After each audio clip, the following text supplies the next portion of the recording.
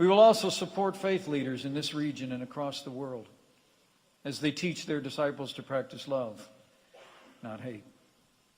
And we will also help persecuted peoples who've suffered so much at the hands of ISIS and other terrorist groups.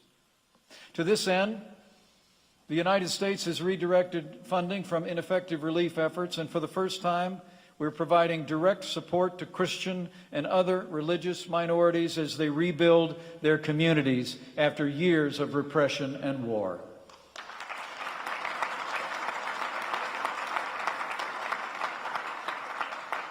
The United States has already committed more than $110 million to assist Christian and other religious minorities across the wider Middle East, and we urge our allies here in Israel, in Europe, and across the world to join us in this cause.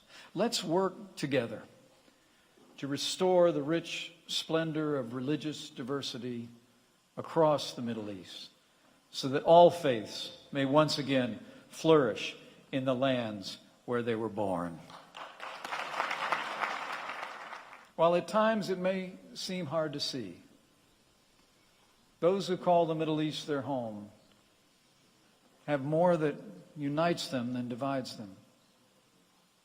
Not only in common threats, but in the common hope for a future of security and prosperity and peace. And in the common ancestry of faith that runs throughout these very lands. Nearly 4,000 years ago, a man left his home in Ur the Chaldeans to travel here to Israel. He ruled no empire. He wore no crown. He commanded no armies. He performed no miracles. Delivered no prophecies. Yet to him was promised descendants as numerous as the stars of the sky.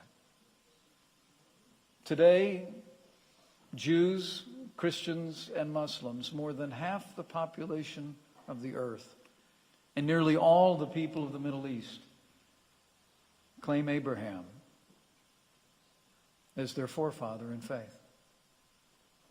Only steps from here in the old city of Jerusalem, we see the followers of these three great religions in constant contact with one another. And we see each faith come to life in new and renewed ways every day.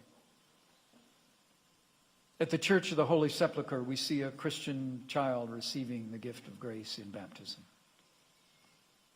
At the Western Wall, we see a young Jewish boy being bar mitzvahed. And at the Haram al-Sharif, we see young Muslims, heads bowed in prayer. In Jerusalem, we see all this and more. And so today, as I stand in Abraham's promised land, I believe that all who cherish freedom and seek a brighter future should cast their eyes here to this place and marvel at what they behold.